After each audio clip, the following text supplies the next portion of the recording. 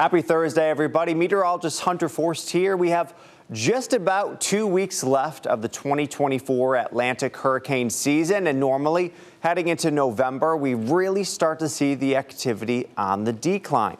But this November, we've already seen a Category 3 storm, which was Rafael, and that made landfall in Cuba not too long ago, but luckily fizzled out in the Gulf of Mexico. But now we have our next tropical depression, Tropical Depression 19. This was potential tropical cyclone 19 yesterday, and the National Hurricane Center designates something as a PTC when it isn't a defined low pressure system yet, isn't a tropical depression yet or a tropical storm, but is expected to be in effect land within the next 48 hours.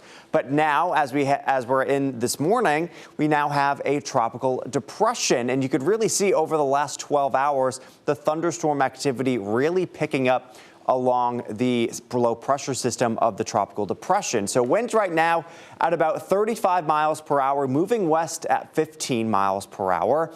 And there's really two scenarios that can happen with this system. Yesterday, a lot of the models were having this intensify very quickly into a hurricane by the middle or end of the weekend, moving towards the Yucatan Peninsula and affecting areas in the Gulf from the Big Bend of Florida down towards South Florida. But there's been a few changes overnight into this morning, and models have tended to shift a little bit more down to the south as it continues to develop. So later today or early Friday morning, we could see Tropical Sara start to develop. But here's the thing.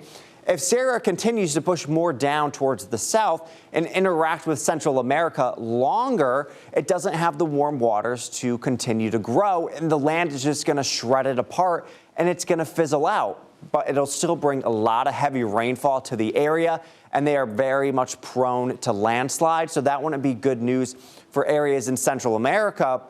But there's also another scenario where it stays more towards the north of this cone, and it stays over the open water for longer. It strengthens, could possibly become a hurricane. Right now, the cone is not expected. The National Hurricane Center in this cone is not expecting the storm to become a hurricane. But of course, if it stays over the warmer waters longer, it certainly could.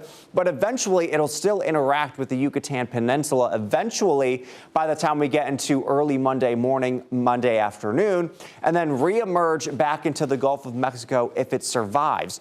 And if it does survive into the Gulf of Mexico, then there are a lot of systems over up towards the north, a high pressure system over towards Florida, which would steer it in the Florida direction, which is what the models were doing yesterday. But over the next few hours, or over the next 24 to 48 hours, it is crucial on where this system really goes. If it stays further to the south, better news for Florida and areas in the Gulf Coast. If it stays further to the north, not as good news for that area. But again, here are the model comparisons over the next couple of days. We have the American and the European model in red, and you could see that as we head towards the end of the weekend, they both have it fizzling out because it interacted with the land for too long and it wasn't able to strengthen. It just fizzled into nothing, which would be fantastic news for areas along the Gulf Coast. It tries to bring it back a little bit, the European model, as we head into Monday. But after that, it looks like for these models or these trends, it's not what it was looking like yesterday, where by Wednesday we were having a pretty significant storm heading towards the Florida Peninsula. Not only the European, but also the American model. But today, the trends have been focused more on this kind of fizzling out over Central America. But of course, the trends yesterday are different than today. And as we go throughout the next 18 to 24 hours, the trend could be different. So of course, we're going to continue to keep you updated here on 13 News Now for the rest of the 2024 Atlantic hurricane season.